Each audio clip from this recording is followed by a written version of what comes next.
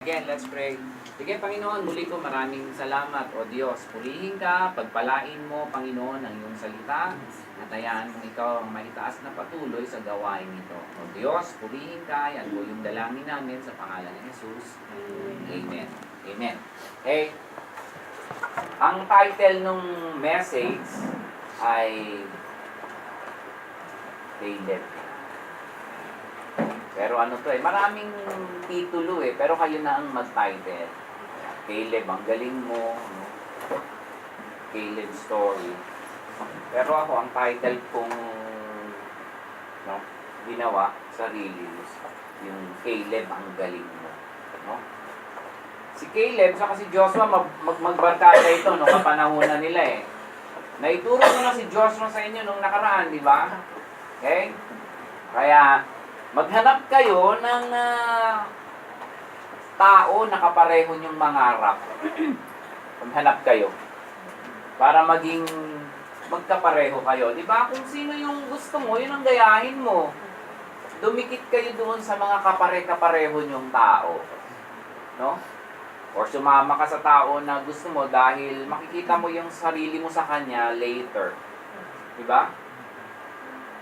Kung maghahanap lang din naman kayo ng barkada o kasama, piliin nyo na yung mag-shape ng inyong pagkatao. No? Surround yourself with those people who bring you closer to God. Amen? Okay, yung text natin, dyan sa Caleb, makikita natin sa Numbers chapter 14, verse 24. Okay? Ito yung text. Look at this. Kung bakit pinagpala ng Diyos si Caleb, si Joshua, at yung marami pang mga taong nagsisunod, it's because but my servant Caleb was different. He follows me completely, says the Lord. So I will bring him into the land that he has already seen. And his people will get that land. Amen? Yeah. Kaya, yung title, sabi ko nga sa inyo, Caleb, ang galing mo. Okay? Familiar na sa inyo yung story ng 12 spies, di ba? Familiar na sa ating lahat yan yung 12 spies of Israel. They were sent to spy the land of Canaan. No? Inutusan sila ng Diyos para manmanan yung lugar kasi nga magiging kanila. Pero tignan nyo muna para makita nyo.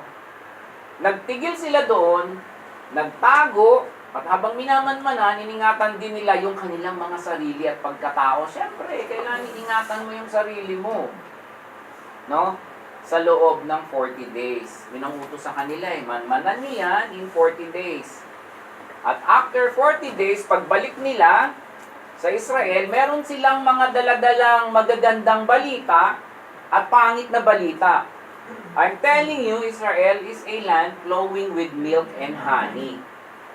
No? Kaya yun ang gusto ng Diyos Yun ang gusto ng Diyos sa buhay natin. Kaya tayo dinala ng Diyos sa lugar na to para tayo pagpalain. Nandito rin yung land flowing with milk and honey, nandoon sa Carrefour. Nasa Gian. Punta kayo ron, nandoon Pag pumunta ka, di ba, makakabili ka ng milk, makakabili ka ng honey. Saan magmumula? Sa perang pinagkakaloob sa atin ng Diyos nandito. No? Israel is a land flowing with milk and honey as evidenced by the fruit na dala-dala nila. Kasi nagbitbit sila ng mga yung mga prutas, mga grapes, no? Numbers 13:27. Okay. The men told Moses, "We went to the land where you sent us." Pumunta kami, sabi nila. It is a land with many good things. Itong lugar na to, parang kala nyo niyang ganyan lang. Puro paiti, mainit. Pero nandito yung pera. And in fact, ang pinakamalaking pera sa buong daigdig nandito, dito tayo dinala. Diba? Kayo na lang ang mag-aaral kung anong dapat gawin. Okay? It is a land filled with many good things. Here is some of the fruit that grows there. Alam nyo yung dala nila, mga ubas, na buwig-buwig, bundle-bundle. Pero sa 28, again, may report na mabuti, may report na maganda. Mamili kayo kung sino yung gusto niyong paniwalaan at samahan. Base sa inyong mga pananaw, kaya tayo tinuturuan ng Diyos.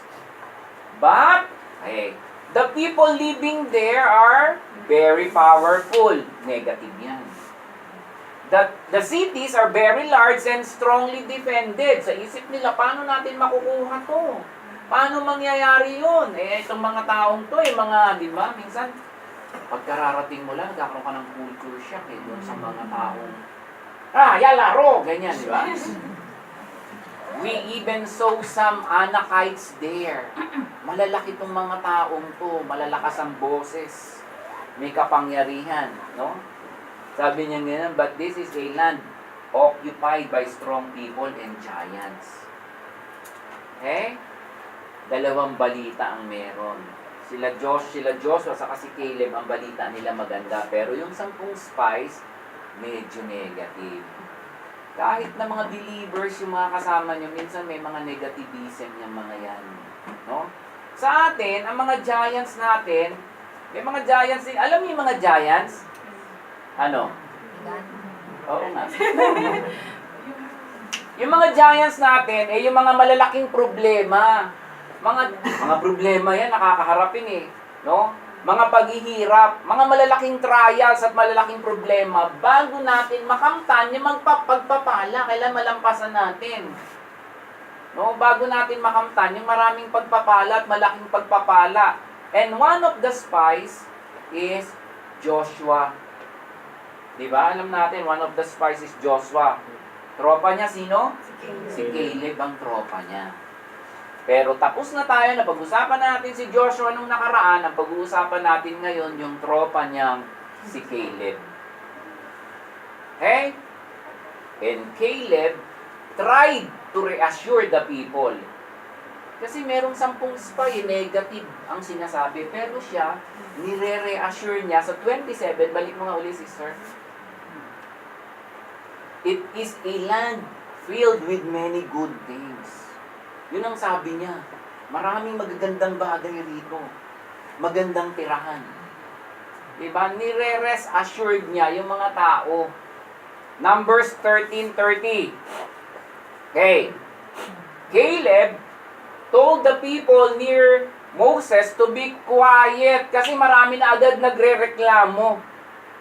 Sabi niya, tumahimik kayo. We should go up and take that land for ourselves. Yun ang sabi niya, we can easily take that land. Tingnan nyo ha. Pero sinasabi kanina, yung city talagang nakabarricade, yung mga tao malalaki at malalakas. Pero bakit may ganitong spirito itong tao ito? Easily. Madali natin makukonquer yung lugar na yan. Nakikita nyo? Pero 10 of the spies were overwhelmed, no? The people with their bad report. Sinabi ng 10 spies, hindi, malalaki yan Hindi natin kaya. Meaning, ano yung sabihin nito? Meaning, meron mga taong ayaw magsumikap. May mga taong ganyan Diba? Yung masyadong negative ang isip. Ayaw magtiyaga. Ayaw magtrabaho. Ayaw magbanat ng buto. Mga taong ganyan Marami. Ayaw masenso. Gusto sarap lang. No? Walang hirap. Ayaw ng pagbabago, ayaw ng mas malaking pagpapala. Pero tignan nyo si Caleb. Yung sinasabi niya, we should go up and take that land for ourselves. We can easily take that land. Numbers 31. But the men who had gone with him said, yung mga taong kasama ni Caleb, ang sabi, we can't attack those people. Hindi natin kaya. They're too strong for us. Sino kayang papaniwalaan mo at sasamahan mo kung kasama ka rito? Yung 2, si Caleb? O yung 10 na nagsasabing, they're too strong for us. Pero sabi nung 2, sa kanya nag-iisa, kayang-kaya natin yan. Di ba kaya nakikita sa inyo kung sino kayo base sa kung anong pananaw nyo Hindi siguro, hindi natin kaya, masyadong malaki, masyadong malakas. Makikita nyo? Only Joshua and Caleb had the confidence in the Lord. Confidence in the Lord. Wala yung tiwala nila sa sarili nila, kundi yung tiwala nila na kaya nilang gawin dahil sa Diyos. Numbers chapter 14, verse 6 hanggang 9. Okay. Joshua and Caleb became very upset sa naging reply ng mga tao. Joshua, son of Nun, and Caleb, son of Jephunneh, were two of the men who explored the land. These two men said to all the Israelites gathered there, the land that we saw it is a land filled with many good things.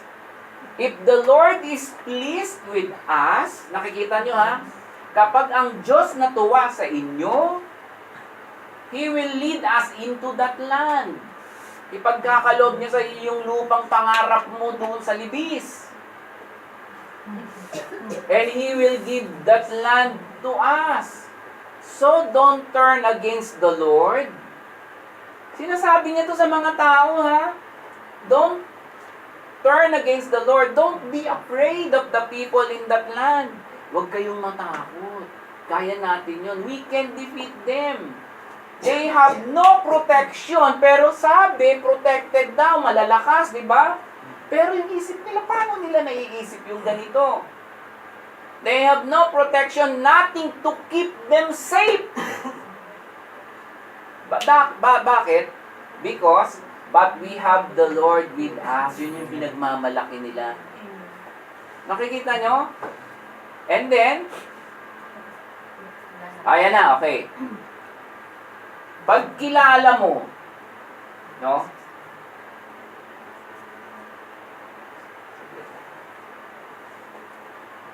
Okay. Pagkilala mo at kilalang-kilala mo yung pinaglilingkuran mo like Caleb. Kilalang-kilala niya yung Diyos eh. Hindi ka matatakot eh. Kaya ka naman natatakot kasi wala kang tiwala sa Diyos eh. Kaya ka nag-aalangan sa pinagagawa sa iyo ng Diyos kasi honestly, wala kayong tiwala sa Kanya. Kaya ka takot eh. Eh isipin mo nga to, 10 sila. 10 yung kalaban niya. 10 yung nagbigay ng report pero siya hindi. Sabi niya hindi, madaling gapiin yung mga yan. Kasi nga, kilalang-kilala nila yung Diyos na nag-utos sa kanila. Alam niya na mapapabuti sila kahit saan sila dumaan, kahit anong hirap ang pagdaanan at kahit anong kaharapin, alam nila yung Diyos yung magbibigay ng katuparan doon sa kanyang binutos. Pero anong ginawa ng mga tao? But the people heeded the bad report, resulting in God's condemnation. Diba? Meaning, mas piniling pakinggan nung buong Israel yung masamang sinabi ng 10 spies kaysa dun sa 2. So ano ibig sabihin? Meaning, huwag kayong sasama sa mga taong merong mga negative na isip. Merong mga negative na damdamin. Huwag niyong samahan yan at magiging ganun kayo. Sa mga taong makomplain, mga taong mareklamo, huwag kayo sumama dyan. Yung mga taong walang pangarap at ayaw magsikap, huwag kayong sumama. Sumama kayo sa tulad ng mga taong to. Kay Caleb. No? Sumama kayo sa mga prinsipe. Amen. Sumama kayo sa mga may pangarap. Amen. No? Look at this. The people listened to the bad report. Bad report, nakinig lang ha. Resulting in God's condemnation. So, anong nangyari?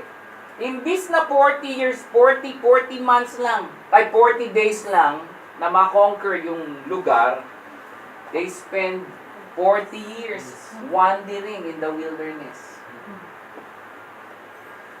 Yun ang naging parusa ng Diyos sa mga taong walang tiwala sa Kanya. Sa mga taong hindi nagtitiwala sa Diyos. Kaya, Pansinin mo, yung mga taong walang tiwala sa Diyos, pansinin mo yung buhay. No? Tinuruan. Pero iba yung ginawa, iba ngayon ang makukuha mo. Imbis na pagpapala, ang nakuha nila ay condemnation ng Diyos, parusa. Dahil sa hindi pagsunod. Nawala tuloy yung pagpapala at hirap ang inabot nitong mga Israeli na ito. At nangamatay pa. No? Imbis na pagpapala ang makuha. Tingnan natin, Numbers 14:29-34. Dahil sa nagalit ang Diyos, kasi binibigay na sa'yo, ayaw mo pa eh. Ito yung parusa. You will die in this desert. Mamamatay ka rito. Every person who is 20 years old or older and was counted as one of my people, kasi ang tawag ng Diyos sa mga Israeli, my people. Pero kahit people ka niya, kung hindi ka masunurin, you will die. Look at what happened to yung pinag-aralan natin nakaraan, si Eli. Ano nangyari kay Eli? Namatay din. Pero lingkod ng Diyos to Anong nangyari dun sa mga anak niya na dapat turuan niya lang? Namatay din. Anong nangyari dito sa mga hindi sumunod? Hindi lang sumunod to Hindi lang sumunod. Eto, hindi pa gumagawa ng kasalanan. Eto na yung condemnation. As one of my people will die, you complained against me. So, eto yung parusa. None of you will ever enter and live in the land that I promised to give you. Wala kang makukuha. Matigas ang ulo mo, ayaw mong sumunod, hirap pa ang makukuha mo. Ayan ang sabi niya Only Caleb, son of Jephunneh, and Joshua, son of Nun, will enter that land. Yung dalawa lang. Bakit? Anong kaso? Ito yung maraming kaso ng marami. Matatakutin. Okay? You were afraid and complained. Natatakot ka, nagre-reklamo ka that your enemies in the new land kasi ibibigay ko sa inyo to Kaya, minsan pag may mga bagong pinagagawa sa atin, ayaw natin Ay, hindi No? That your enemies in that new land would take your children away from you. Ang mangyayari pa, pati yung mga anak mo ngayon, kasama-sama mo, kukunin pa sa'yo. Pati kung anong meron ka, kukunin pa sa'yo. Why? Ayaw mo sumunod Sa takot at dahil sa reklamo. But I tell you that I will bring them into the land. Pinapangako ko sa inyo Ako ang nagsabi, yung Diyos na may likha ng langit at lupa. They will enjoy what you refuse to accept. As for you people, you will die in this desert. Nakikita nyo? Dahil lang sa hindi pagsunod, mamamatay lahat yung mga tao na nandoon. Alam niyo ba kung ilan tong mga itong pinag-uusapan natin? It's almost 2 million. Kung isipin mo, 2 lang makakapasok. Your children will wander around like shepherds here in the desert for 40 years.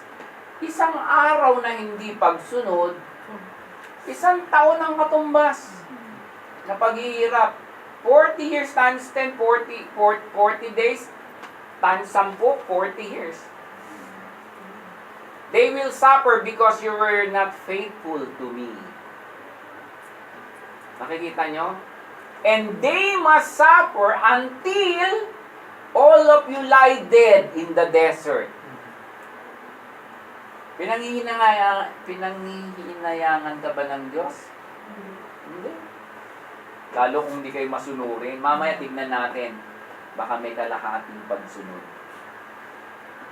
For 40 years, you will suffer for your sins. That is 1 year for each of the 40 days that the men explored the land. Nakikita nyo? Kaya magtataka, ba't ba ganito ang buhay ko? Sa isang kasalanan, 1 taon ang parusa. Pag 2 beses na, 2 araw ka na nagkasala, 2 years na yon, magbabayad ka. Kaya ayaw ng Diyos na nagkakasala tayo. You will know that this is a terrible thing for me to be against you. Isipin mo, Diyos yung nagalit sa'yo. Ang ganda-ganda ng offer eh. Halika rito, tuturuan kita. Sumunod ka lang sa akin, bibigay ko sa'yo to. Yan, sa'yo lahat yan. Eh, Panginoon, may nakatira. Panginoon, merong ako bahala. Huwag kang matakot, sasamahan kita. The 10 spies died by a plague. Hindi yun nandun sa Salmiya. Slaves Hotel. Before the Lord. And only Joshua and Caleb's lives were spared. See? Nakita nyo? Dahil sa pagsunod. Dahil lang sa pagsunod. But why Caleb was spared? Why? Why? Hindi lang pagsunod because he has followed the Lord completely. Hindi lang siya sumunod tapos merong mga maliliit na bahagi sa buhay niya, sa isip niya. Hindi. He has followed the Lord wholly. Numbers 14:24. Bakit siya lang? But my servant Caleb was different. He follows me completely. Nakikita nyo? Kaya siya nagustuhan ng Diyos kasi sumunod siya na sa Diyos completely. With all of his heart. So, sabi ng Diyos sa kanya, I will bring him into the land that he has already seen. Dadalhin ko siya doon sa lugar, siya yung mamumuno, siya yung mag-aari, siya yung mag-i-enjoy doon sa lugar na sinabi kong puntahan niya, man yung kanya yun. And his people will get that land kung sino man yung sasama sa kanya. Sila lang dalawa. Nakikita nyo? And a similar statement about Caleb made time again and again. Numbers 32:11 hanggang 12. None of the people who came from Egypt, lahat sila galing ng Egypt di ba? None of the people who came from Egypt and are 20 years old or older, nabasa natin kanina yan, will be allowed to see the land. Walang makakakita dahil sa hindi pagsunod. Nakikita nyo? Medyo nyo yan, internalize. I made the promise to Abraham, Isaac, and Jacob. I promised to give this land to these people. Kung sana pagpapalain kayo ng Diyos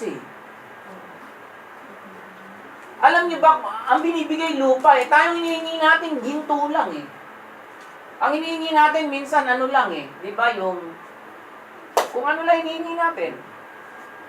Pero pag lupa ang binigay sa'yo, may puno. Pag lupa may binigay sa'yo, may kotse. Lahat nandun sa lupa Ano bang wala sa lupa? Tell me. Langit lang kasi nandoon. Diba? I promised to give this land to these people but they did not really follow me. Sana inalis, but they did not follow me. Yung iba, sumusunod lang kunwari. Mamaya explain natin. Kunwari lang. Hindi lahat ng tao na nandito masunurin na talagang sumusunod. Kaya nilagay ng Diyos yun, but they did not really follow me. Okay? What a wonderful memorial pagka namatay ka na at ilalagay mo doon sa lapida. Caleb followed the Lord completely. Diba? Hindi yung ito'y namatay sa paglalasing. Diba may mga ganun? No? He followed the God of Israel. Yung Diyos natin, hanggang ngayon yung pa rin. Walang pinagkaiba. No? What does it mean? No, what does it mean to follow the Lord fully or completely as Caleb did? No? Paano natin susundin ang Diyos completely? No? Tulad ng ginawa ni Caleb. What it is to follow the Lord fully. Ano ibig sabihin? To follow Jesus all our days. Dapat ganon, all our days. Such was the case with Caleb. Okay? Di ba nakalagay dyan, he followed the Lord in the wilderness? He followed the Lord in the wilderness, pinuntahan nga nila eh. Ibig sabihin ng wilderness, kahit na wala pang laman, kahit wala pa, sunod pa, kahit wala pang nangyayari, parang desert pa siya, sunod lang.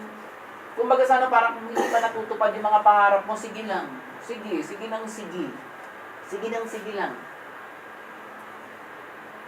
Diba? He followed the Lord in the wilderness and he followed the Lord in the land of Canaan. Ano ba yung wilderness nila dati nung nandun sila sa Egypt eh? At habang naglalakad eh, papunta sila doon eh. Wala silang makita, walang makain, hindi pa nila napupuntahan tong land of Canaan eh. Makita nyo? Ganun talaga eh. Tiyaga muna. Sikap muna. Tiis muna. Wilderness pa eh. Hindi naman laging wilderness eh. Then he followed the Lord in the land of Canaan. Ayun, nakita niya. Pinatikim ngayon sa kanya. Nung sumunod siya sa Diyos, nag-uwi sila ng buwig ng grapes, naranasan niya ba? Ganito pala. Pagkatapos ng wilderness, pinatikim siya ng pagpapala, naisipan niya, lalong sumunod na ng sumunod. O ano? Ang dulo nito, ano? Dinakamtan niya at diin. Lahat. Okay, and after 45 years, Joshua chapter 14 verse 8 hanggang 10. Okay. Okay, look at this ha. The other men who went with me, sabi ni Joshua sa ni Caleb, who went with me, told the people this that made them afraid. Kaya kayo, huwag kayo nagbibigay ng mga negative na report at kung negative lang din niya, huwag nyo lang sabihin, baka maka-apekto pa. Minsan meron mga tao mahihina eh. Uy, alam mo ba, na umaapoy ngayon sa ano, yung mga ganyan, alam mo, lilindot. Huwag na kayo magbigay, hindi lang kayo makakatulong. Okay? That made them afraid. But I really believe that the Lord would allow us to take that land. Diba? Kasi tinitingnan ng Diyos kung paano ka maniwala at manampalataya. Kung talagang wala kang pananampalataya at kulang yan, hindi niyo makukuha. Kaya sinabi doon yung mga sumunod lang pero hindi really sumunod. So that day, Moses made a promise to me. He said, the land where you went will become your land. Magiging sayo. Your children will own that land forever. Eh, yung mga paano magiging amin yun? May nakatira doon, paano magiging amin yun? Ganito pa. Diba? I will give you that land because you really believe in the Lord my God. Kanina, yung sinasabi ng isa kanina, hindi naman talagang naniwala. Ito talagang naniwala. Kaya hindi naman lahat naniniwala, yung talagang talaga. Minsan tayo gusto lang nating sumunod, pero hindi gustong gusto. Marami pa rin tayong ginagawang hindi naaayon sa kalooban ng Diyos. 85 years old na siya. Now, the Lord has kept me alive for 45 more years. 40 lang siya that time, plus 45, magkano na ako noon? As He said He would. Sino yun? As He said He would. Yun ang sabi ng Diyos sa kanya. Pag sumunod ka sa akin, di ba nakita niya sa Proverbs, Kawikaan, lahat, Ecclesiastes, nakita natin, pag sumunod tayo sa Diyos, bibigyan niya tayo ng haba ng buhay with prosperity. Mahaba ang buhay, malayo pa sa sakit. Pag sumunod kayo wholeheartedly, completely. During that time, nung wala pang nangyayari, we all wandered in the desert. Nakikita nyo? Wala pa, pero sunod lang. Sunod lang. Now, here I am. Look at me. I'm 55 years old. Halos nakamtan ko na yung marami. Nakikita nyo? Now, here I am, 85 years old. Makikita nyo, kung maghahanap kayo ng barkada, tumuro pa kayo doon sa gusto kong maging ganito. Paano niya kaya nakamtan yun? Turuan mo nga ako. Dapat ganun. Okay? Yan yung gayahin mo, yan yung gayahin natin. And yet, many people do not donut. Do not. Sino-sino yung mga to? Like, Lot's wife. No? They turn back. Di ba sinabi na ng Diyos, isa lang naman ang bilin eh. Ililigtas ko kayo sa apoy, pero isa lang ang gagawin mo. Ano po yun? Huwag ka lang lilingon. Alam nyo ba na naging salt? Hanggang ngayon yung salt nandoon pa sa Israel, buhay pa rin. Ano siya? Pillar. Tingnan nyo, hindi kayo sasantuhin ng Diyos. Eh kung yung unang creation, nalunod eh. Payo pa. Genesis 19:26.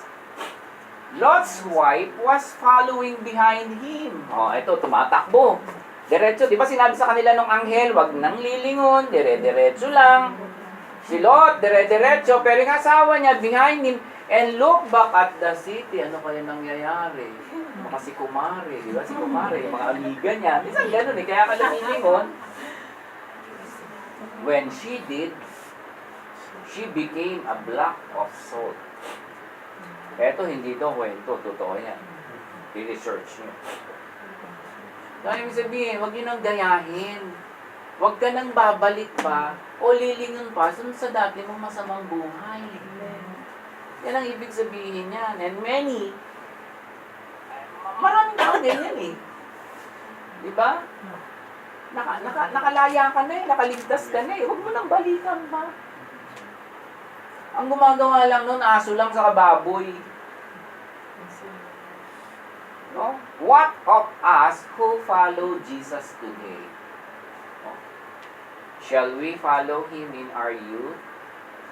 Habang bata pa, yan dapat ang gawin. Habang bata, sige lingkod. No? Or shall we follow Him in our old age? Kasi kung bata pa tayo naglingkod, no, ipagpapatuloy mo na lang yan pag matanda ka na. Kasi sanay ka na eh. Wala nang ali-alibay. Kasi minsan, ay bata pa ako. Pagtanda ko na lang, pag matanda na kayo, mahina na yung mga mata nyo, hindi na kayo makakabasa ng Biblia. Mahina na yung mga tuhod nyo. No? Mahina na tayo pag matanda na. At hindi kayo sure sa buhay nyo kung tatanda pa kayo. Hindi kayo sure. So ngayon ka na maglingkod. Ngayon na. Ngayon ang paglilingkod. Susunod ka lang ba pag matanda na? Pag wala ka ng lakas at hindi na magamit yung katawan at isip mo, hindi na magamit yung buhay mo. O susunod ka lang dahil sawa ka na sa bisyo mo. Ay, naku, makasunod na. Yamang naranasan ko na rin. Ay, hindi. Minsan may ganun eh, no? Shall we follow Jesus like Caleb? Follow the Lord all the days of his life? Shall we follow God all the days of our lives? Sure? Yan ang dapat natin gayahin at tularan si Caleb. Yan ang hanapin mo kung meron yan. Yan ang dapat mong makasama na maglalapit sa'yo sa Diyos. Tayo minsan yung barkada natin iba eh. Diba?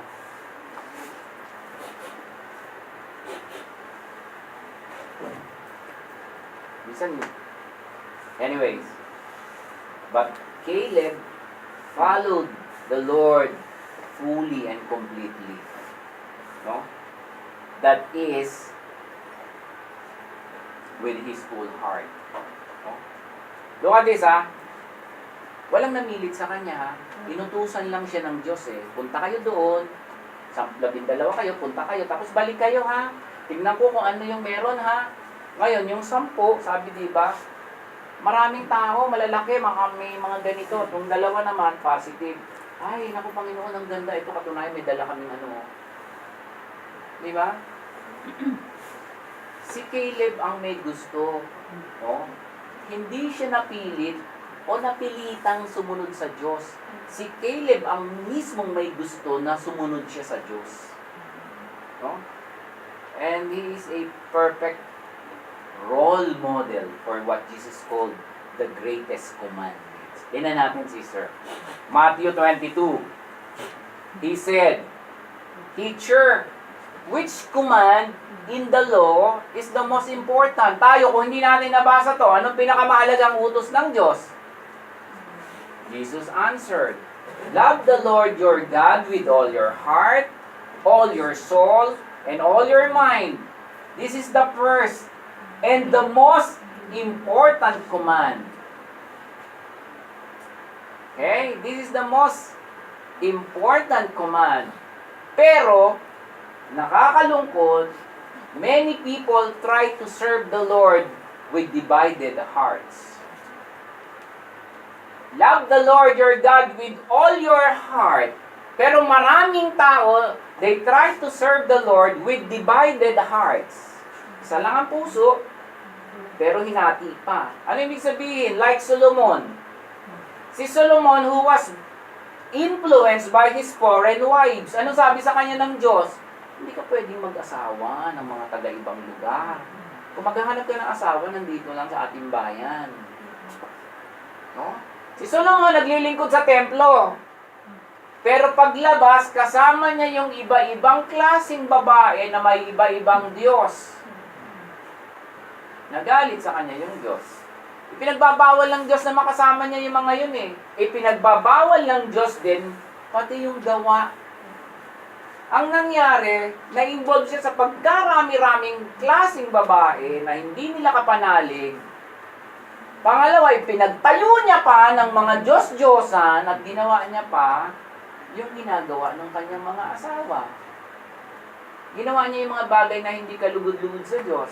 1 Kings, chapter 11, verse 4. When Solomon was old, okay, his wives, 700 to 300 na babae, caused him to follow other gods. Look at that. Buti hindi siya pinatay agad ng Diyos, pero nagkanda hirap-hirap siya hanggang sa bago siya natay.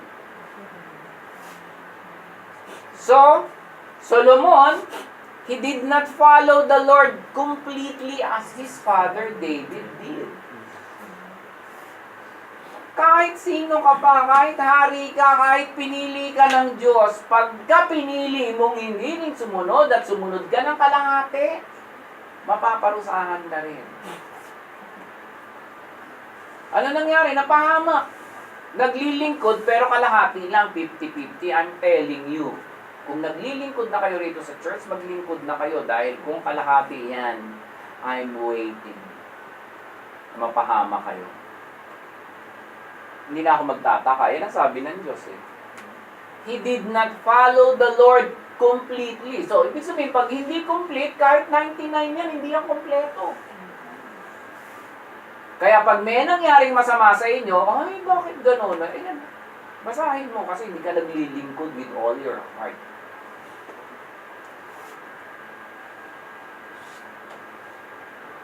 Look what happened to Samson.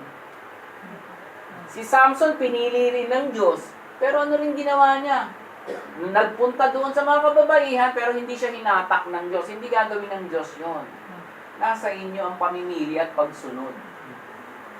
Ano nangyari at din? Hindi nagkadaloko-loko din ang buhay. Mga lingkod ng Diyos ito. Pare-pareho silang napahamak dahil they serve the Lord with divided hearts. Kalahati lang ibibigay. Huwag niyong gawin yun, mapapahama kayo. Mapapahama kayo, maniwala kayo kung kalahati lang ibibigay niyong paglilingkod sa Diyos. Mapapahama kayo. Look at that, si Solomon, si Samson, and even David, kahit na may ganyan. Si David, the Lord, so he did not follow the Lord completely as his father David did. Pero at the end ng buhay din ni David, anong ginawa? Marami rin siyang ginawang hindi maganda, kaya napahamak din. Mapapahamak kayo pag kakalahati lang paglilingkod. Eto, naglilingkod ah. Eh, how much more kung hindi lingkod at hindi naglilingkod?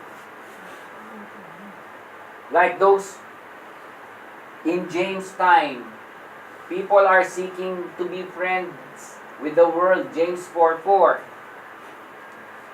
You people are not faithful to God. Sino nagsasalita niyan? Si James. Kasi nakita niya yung mga kasama niya, hindi tapat. Kalahati lang yung binibigay na paglilingkod. You should know that loving what the world has is the same as hating God. Tingnan niya, pag-aralan niyo. Tayo parang enjoy na enjoy tayo sa mundo. Naku, darating na ba ang Panginoon? Sana wag pa naman kasi mas masaya pa kami. Masaya pa dito. You should know, dapat mong malaman that loving what the world has, yung meron sa mundo, ano yan? Yung kung ano meron sa mundo, lahat yan.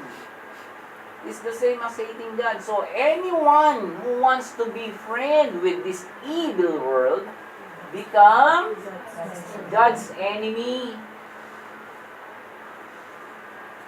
Nakikita nyo? Yung mga tropa, may mga tropa tayo di ba? Minsan mga kasanlibutan. Okay lang na may tropa ka Pero kung ginagawa mo yung ginagawa nila, ginagawa mo yung ginagawa ng mga tropa mo, ng mga kaibigan mo, ng mga amiga mo, ng mga kasama mo at nakakasama, no? Napapahama ka lang. Kailangan yung puso natin kumplit. Meron mga tao, pagka nandito, okay. Pag nasa labas na, divided hearts. Okay? What of us who follow Jesus today? Shall we follow Him with all our hearts? Dapat ganun. John 14:15. The promise of the Holy Spirit, if you love me, you will do what I command. Ang nagmamahal, sumusunod. Ganun lang kadali. Or shall we follow Him with divided affection? Diba minsan ganyan yung hati-hati tayo?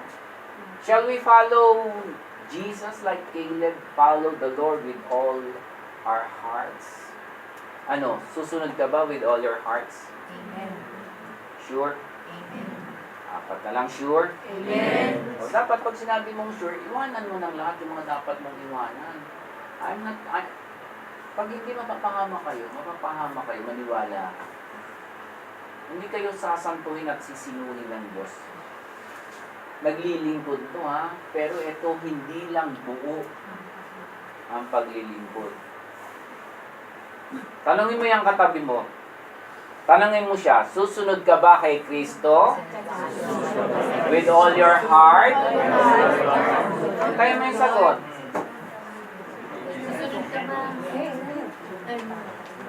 Okay. Susunod ka ba kay Kristo with all your hearts?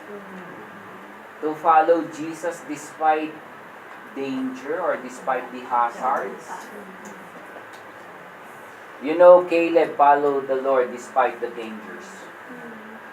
Diba kasi kung pag-aaralan natin, babatuhin sila, papatayin sila ng buong bayan nang dahil lang doon sa word na ginamit nila. And Caleb was willing to face the giants in the land.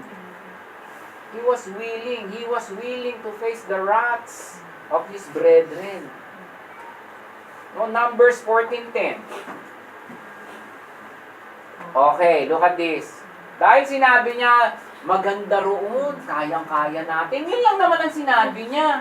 Ito ang reply ng mga tao. All the people began talking about killing Joshua and Caleb with stones. Papatayin ka, buhay mo to. Ay, tayo naman, alam mo naman tayo, pag buhay na ang pinag-usapan. Diba? Nang dahil sa pagsunod, nang dahil sa pagtitiwala sa Diyos, handang harapin ni Caleb ang lahat, kahit mapahama, kahit mamatay. Ganyan ka ba? Kaya nga tinuturo sa atin ng Diyos na para tayo Diba? Caleb was willing.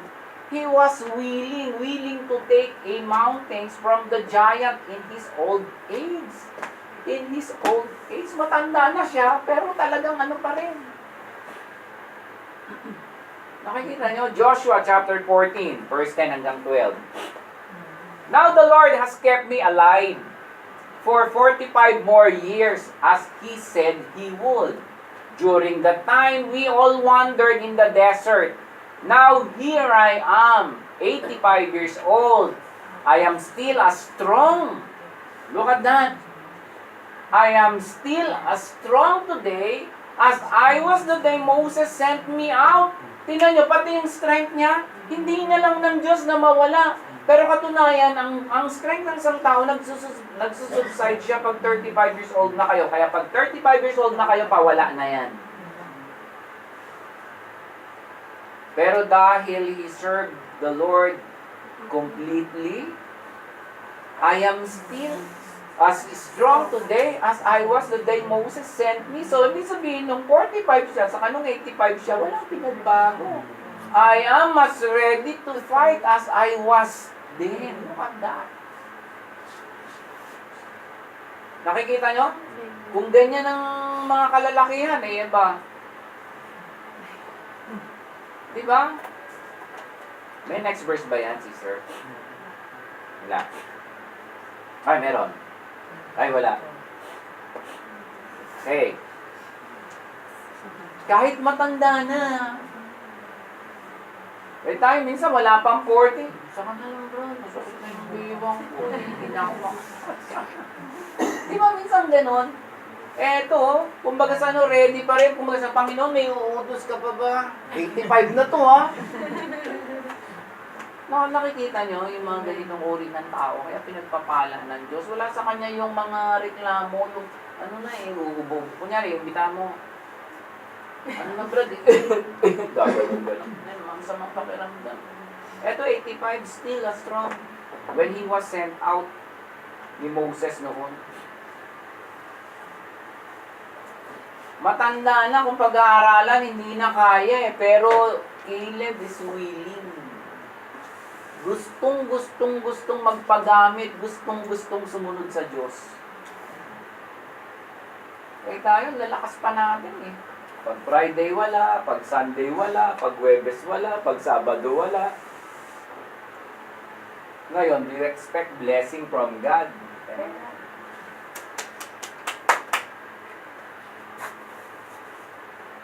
Paano ko kayo may pagpipray na ko, Panginoon, pagpalain mo tayo, and tamad? Paano kayo bibigay? Panginoon, samahan mo itong kapatid ko, pagpalain mo. Kasi, paano ka naman pagpapalain yan? Hindi nga na-attend. Ang tamad-tamad niyan. Walang ginawa yan. Ay, paano nga? Kaya, sorry. Nakikita nyo? Many people will serve the Lord when it is convenient. Yung panahon natin, totoo yan, susunod lang yan pag magaan. Susunod lang yan sa Diyos pag madali. Eto, tinan mo, 85 na. Oh. Pag maganda ang panahon, pero pag madaling araw, try mo yan. Ay, tutulog pa, pastor. Alam mo naman ang gising ko, nay.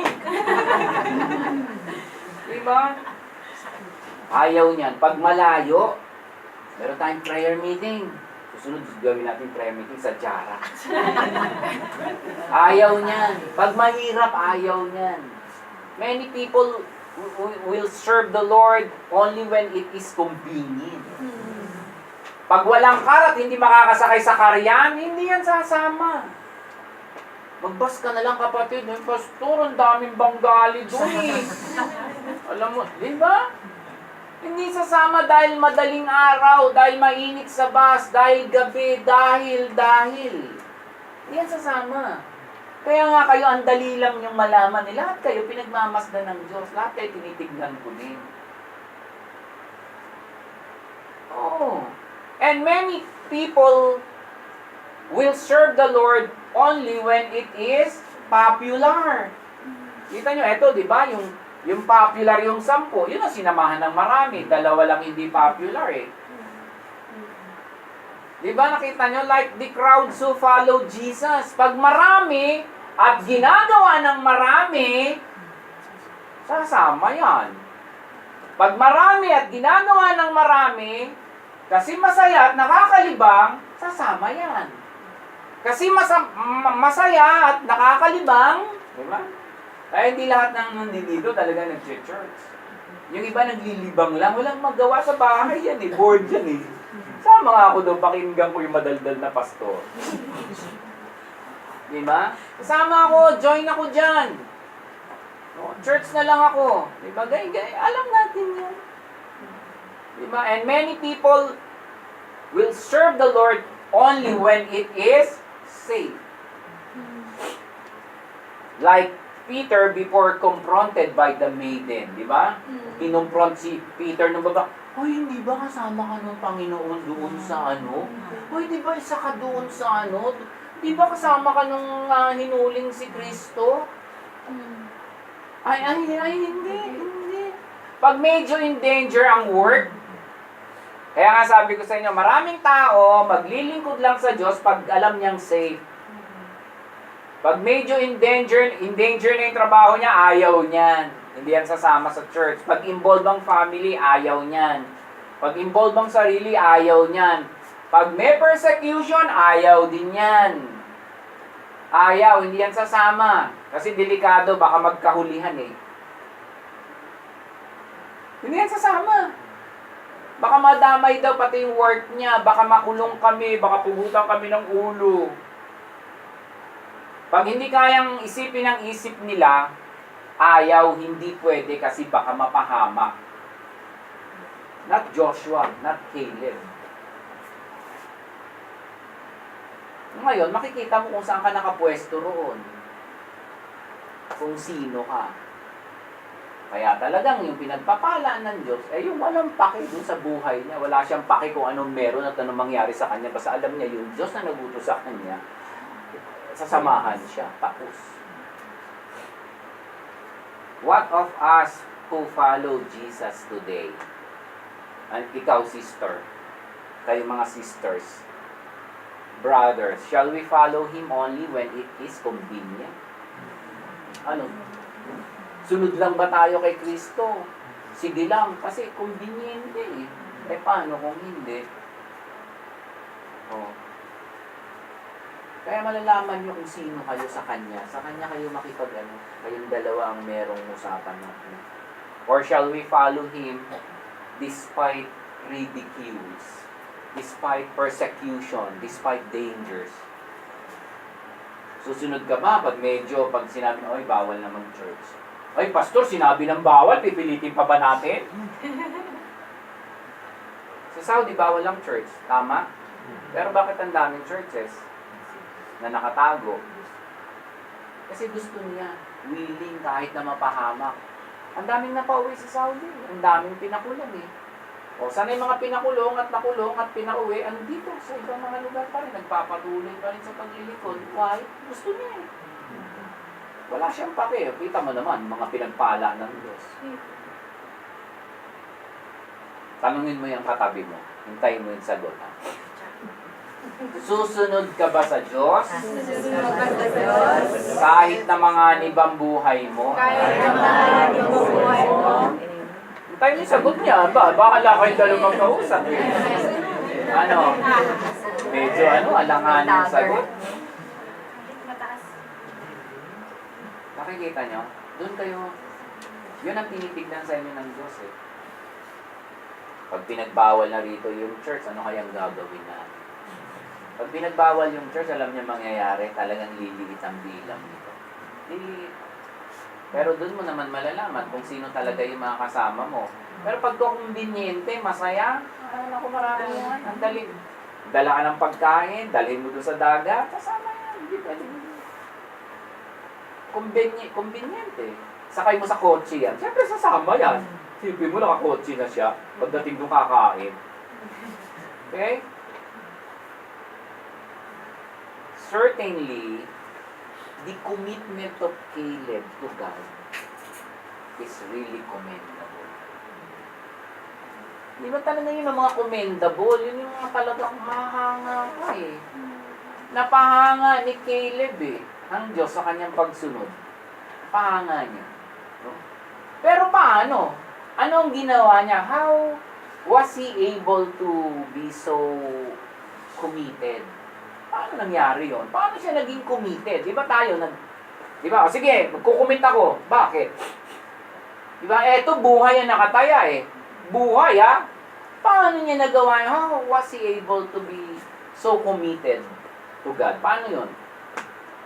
How might we be so enabled? No? Paano niya nagawa? Paano natin gagawin na sundin ng Diyos with all our hearts? Paano? Anyone? Paano? Paano? Makasusunod sa Diyos ng buong buo. Paano kaya? Paano nga ba? One is by keeping our eye on Jesus. By keeping our eye on Him. Caleb's faith was in the Lord. Yung pananampalataya niya, doon nakatingin yung mata niya, yun lang ang tinitignan, hindi siya tumitingin sa kahit kanino, especially sa kanyang sarili. Especially doon sa kakayahan niya. Si Caleb, matapang eh. Maraming mga matatapang, sumusugod. Kasi matapang siya eh. Ang pinagkakatiwalaan niya yung sarili niya, not Jesus. Si Caleb, matapang na, pero yung eyes niya nakapokus, yung paningin niya nakapokus sa Diyos. He was confident.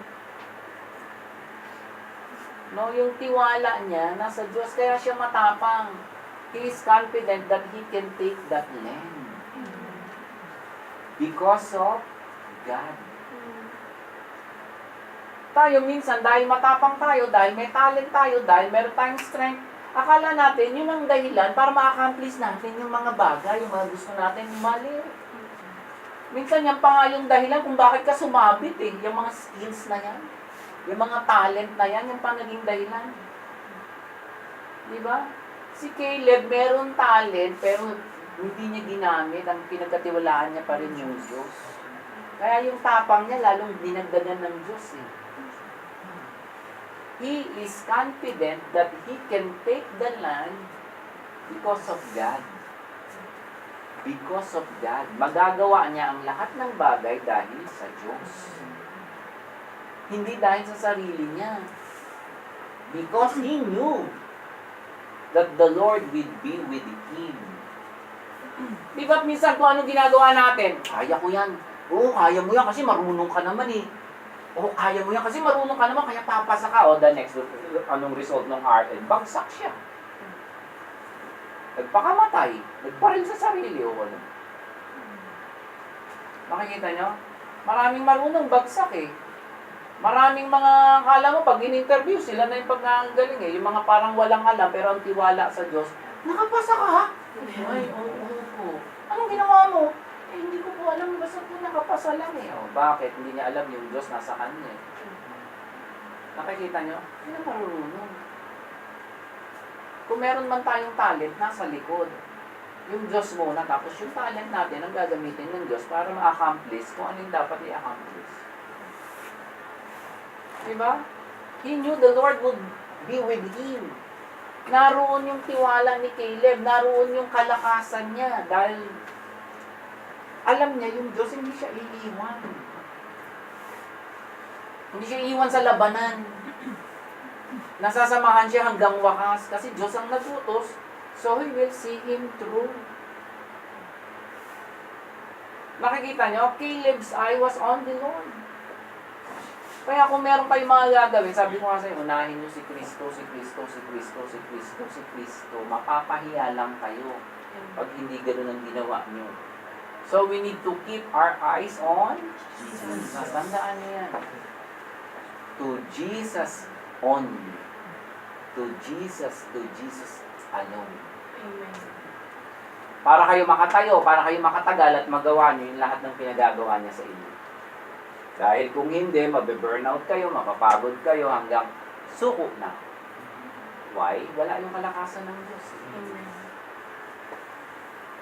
Nakikita nyo? Looking unto Him, the author and finisher of our faith. Siya yung naglagay, siya yung magtatapos, siya yung nagutos, siya yung magbibigay ng katuparan. Okay? Nakikita nyo? Siya yung magtatapos at magpapatupad ng kanyang sinimulan sa atin. Basta, ang sinasabi niya lang, sumunod ka lang. Susunod lang, makita mo. Ito, sa wilderness na 45 years old siya sa wilderness, wala silang nakikita. Nasaan, Panginoon? Sige lang, lakad. Diba? Siya lakad lang ng lakad, yung iba complain ng complain Ang wilderness, ang haba Nakakita na ba kayo ng disyerto? Ang lalaki nitong mga ito. Sige lang, pero yung dulo nito, nandoon yung yung sapak. Diba? Considering the hostility he endured, ni Caleb, alam niyo yung dinanas niya. Talagang sa mundo, walang fair dito. Walang justice sa mundo. Tandaan niyo yan. Dadanas at dadanas talaga tayo ng kahirapan. But, considering Caleb, considering the hostility Caleb endured, knowing the Father will help us as He helped him to endure. Ayan, ang tama. Nakita nyo? Ibig sabihin, kahit paanong danasin natin sa buhay, kahit paano yan, tutulungan tayo ng Diyos, tutulungan tayo. Kilala niya yung Diyos kaya wala siyang takot harapin ang ano man at sino man. Kilala niya Kaya wala siyang takot. Kaya, anumang hirap at pagsubok sa buhay, alam niyang malalampasan niya dahil sa Diyos. Kaya dapat ganun tayo. Kung nagtitiwala tayo sa Diyos at alam natin walang justice dito, dadanas tayo ng kahirapan, alam natin na malalampasan natin yan dahil kay Kristo Jesus. Amen. Si Jesus dahil kay Jesus. Okay? So, shall we look to the Lord for inspiration and confidence like Caleb did? Amen. Dapat ganyan. Huwag kayong umasa sa mga sarili niyo o kung kanino man, kundi kay Jesus. Ano pa? How we are enabled to follow the Lord fully.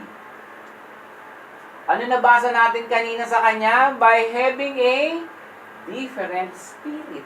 Di ba yung nakita sa Kanya ng Diyos? Baka kakaiba itong lalaking to, may ibang spirito. No? Caleb was noted for having a different spirit. Natatangi lang sila Out of a million, Sila lang yung may gano'n ni Joshua. Kakaiba yung damdamin, kakaiba yung spirito na sumasa kanya. Different than the spirit in the other 10 spies. Diba? Who were deputies. Alunan. Diba? Kaya tignan niyo yung sarili niyo. Kaya minsan magugulat ka. Malungkot ka na lang. Talunan ka Minsan nandun ka na lang sa sudo. Talunan ka Papatugtog ka na lang ng Ray Valera. Talunan. Ganun ang mga talunan. Ang dami-dami babae Milyon-milyon ng babae sa lang kailangan mo. Anong iniiyak-iyak mo? Kasama ko yung Diyos. Kasama ko si Kristo. And 3/4 ng mga anghel. Kasama ko. Ano ako? Talunan? Excuse me. 3/4 ng angel nasa akin Do you expect me to maging talunan? Aba, hindi mangyayari yun. Hindi mangyayari. Bakit gano'n kaya si Pastor? Tiwala ko sa Diyos Kilala ko yung pinaglilingkuran ko Kilala ko yung nag-utos sa akin Bakit ako matatakot? Siya may-ari ng langit at lupa. Binigyan niya ako ng kapangyarihan. Wala akong dapat ipangamba. No? Mga talunan kasi ang laging kasama ganun. Pag ang lagi mong kasama, mga taong talunan, mga negativism, mga reklamador, magiging ganun ka. Kaya pag may naririnig ng ganyan, umalis ka na. Nalilipat yan Kaya ganun din ang buhay. Tingnan mo sa Pilipinas, umaga pa lang, sinong kasama nung nagiinom na isa? Nagiinom din, mamaya 3 na sila, mamaya 4 na sila, tapos mga chasing fantasies. Pag mayaman na ako, pag may ko, paano ko magkakakotse? Di ba ganyan ang mga style nun eh, pag kami, yung naiingit sa mayayaman, bakit? Kasi nga mga talunan, ayaw ng Diyos na mangyari yan sa atin, kaya tinuturo ng Diyos ito, yung istorya ni Caleb, para tayo matuto. Kakaiba yung spirito niya than the spirit in the rest of Israel who complained. Ibig sabihin, si Joshua, si Caleb, hindi mareklamo, hindi maangal, kahit anong nakita nilang hindi maganda dun sa wilderness, tuloy pa rin. O pare, ano? Sige lang. Etong ano, bato, ang daming bato, ang init. Di ba ganyan? Ganyan ang mga tao, ganun ang nakita nila eh. Kaya gusto nga nilang bumalik sa Egypt dahil lang sa pipino. Di ba? Anong klaseng mga tao to? Pipino lang, pagpapalit mo yung pangako ng Diyos. Di ba kaya, buti pa doon, sabi nila may pipino, may milon. Ito sa Carrefour, ang dami. Kahit na ano yung nakita nilang hindi maganda, hindi nila pinansin kasi yung tiwala nila nasa Diyos. Kasi alam nila sa dulo no, nandoon yung promised land eh. Ang promised land, nasaan ba ang promised land? Wala naman dito, ang promised land nandoon eh. Ang layo-layo pa eh, kaya kailangan diretso lang tayo. Kahit yung buong bayan, iba yung sinasabi, naniwala yung buong bayan doon sa 10 spies na reklamador, nagreklamo lahat. Pero silang dalawa, hindi, kasi kilala nila yung Diyos eh, na pinaglilingkuran nila at nag-utos sa kanila. No? Alam niya kahit anong hirap, kaya siyang tulungan ng Diyos. Kaya may kakaiba siyang espiritu eh. Hindi yung talunan, alagay mo, talagang pinanganak siguro tayong ganito. Siguro talagang ganito na lang. Itong mga nandito, mga prinsipe ito. Amen. Kaya kumilos kayo ayon sa pagkakatawag ng Diyos sa inyo. Amen. Mga prinsipe, hindi dahil, di ba sabi ng prinsesa, hindi ako prinsesa dahil may asawa akong prinsipe, kundi anak ako ng hari. Amen. Kaya tayo prinsipe eh. Kasi anak tayo ng hari. Amen. And we can be strengthened by different spirit, the spirit of Jesus. No? Certainly the spirit of Jesus with a positive attitude will help us. Philippians 4:13, di ba? Wala dyan. I can do all things through Christ. Ano man yan? Ano man yan dinadaan mo ba sa Panginoon as what you have promised, I can do all things through you. Tapos. Ngayon, pagka namang problema na, pag malaki na, nalimutan na yung nagturo, nalimutan na yung mga verses, nalimutan na si Kristo, siya na ngayon. Talaga yatang ganito. Bakit ba ganito? Ano ba nangyayari? Wala. Pero I can do all things to Christ who strengthens me. Basta ako, ang alam ko, ano man ang dumaan sa buhay ko, alam ko, Panginoon, tutulungan mo ko as what you have promised in Philippians 4:13. Tapos, nasa Kanya na ngayon.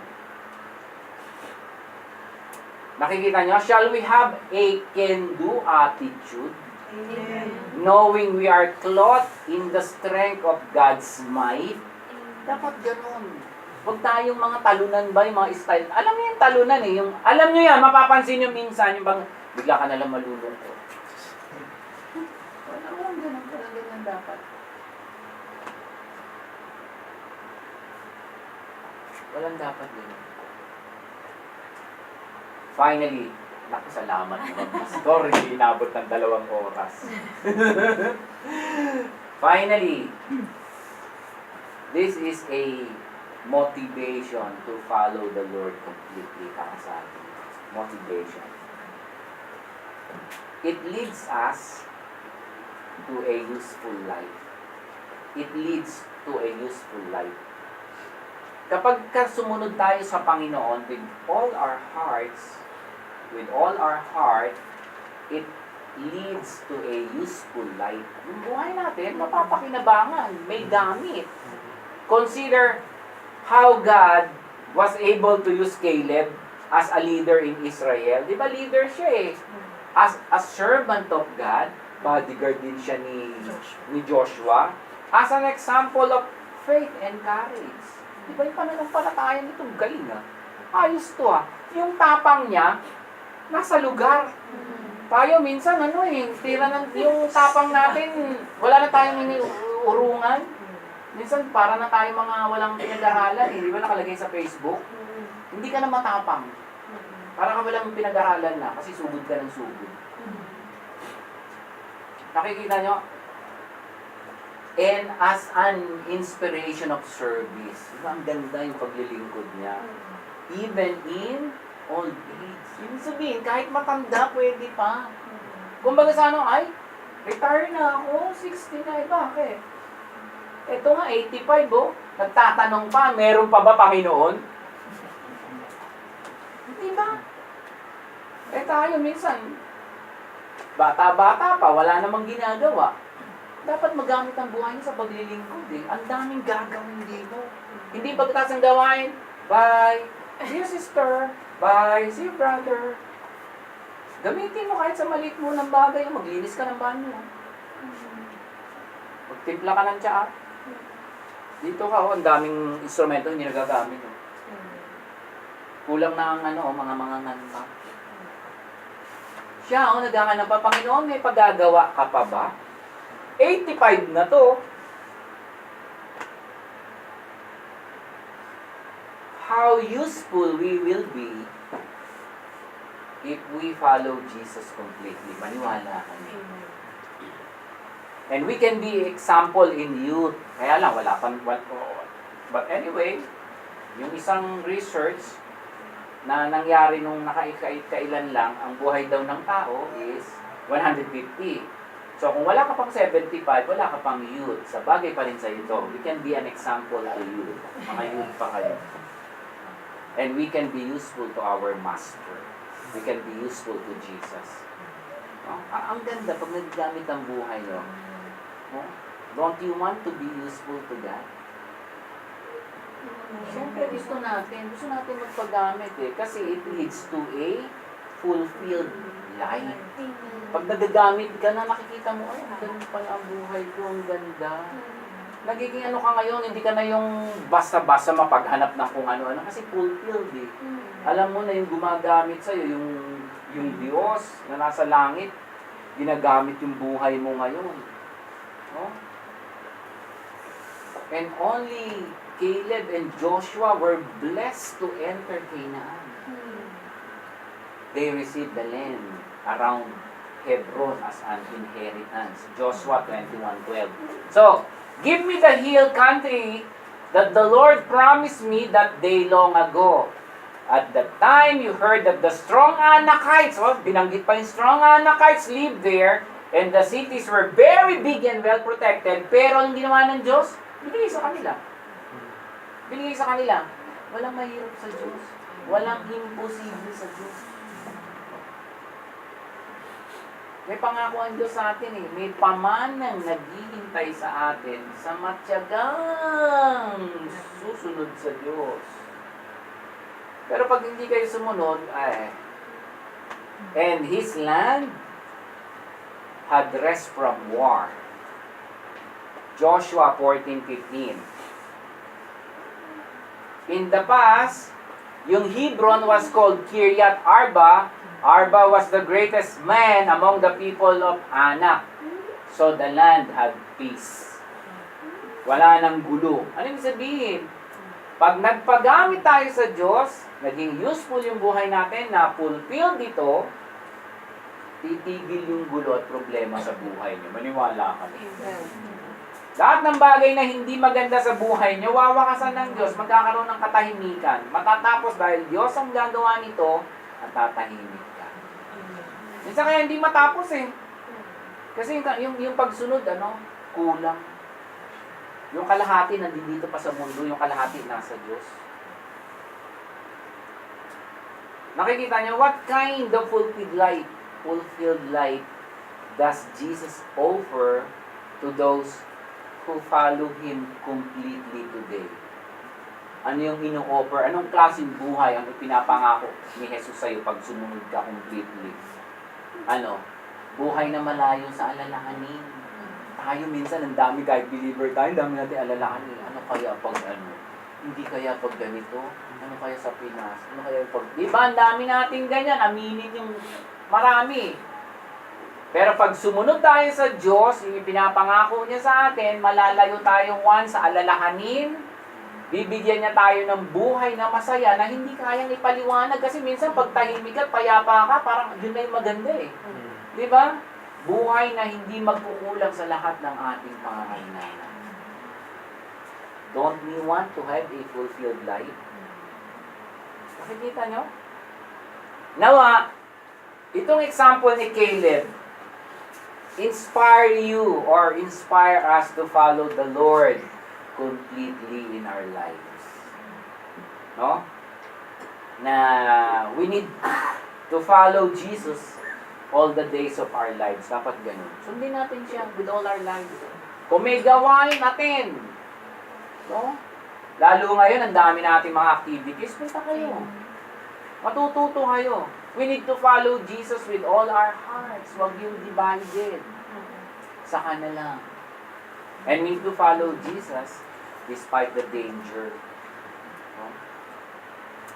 Wala naman danger pa rin, di ba? Kaya madali lang. Pero kahit malayo, kahit na hindi kumbinyente atin, para magkaroon tayo o maranasan natin yung tunay na pagpapala ni Jesus at magamit tayo sa kanyang kawasan. Amen? Huwag niyong kalimutan. Caleb and Joshua were the only two out of 603,000. No? Sila lang dalawa ang nabuhay nang dahil sa pagsunod sa Diyos. Dalawa lang sila out of 603,000. Only Joshua and Caleb survived the 40 years of wilderness wandering and entered the promised land. Saka syempre, yung mga 20 below. Pero doon sa mga kapanahunan nila at yung mga kaedadan at mas matanda, dalawa lang sila ang nakapasok. Nangamatay lahat. Just because the Lord said of them, they have not completely followed me. Amen? Amen. Praise the Lord. Salamat po, Panginoon. Purihin ka. Hayaan mo, Panginoon, na kung kami ay susunod, sumunod na kami with all our hearts, oh God. Huwag mong hayaan na yung kalahati nasa kabila, yung kalahati nasa iyo. Kung hindi, pagka nag-decide na kami, Panginoon, na sumunod, dalangin namin na ibigay na namin yung aming puso, Panginoon, 100%. Dahil alam namin, pagka ito po ay hindi 100%, ikaw po ay magagalit sa amin, magkokos po ito, Panginoon, ng condemnation, mapapahama kami at hindi ito magiging maganda sa amin. Kaya, O Diyos, dalangin namin, samahan mo kami, Panginoon, na maglingkod kami sa iyo ng buong puso. O Diyos, salamat po, purihin ka. Yan po yung dalangin namin na may pananampalataya sa pangalan ni Jesus. Amen. Praise the Lord.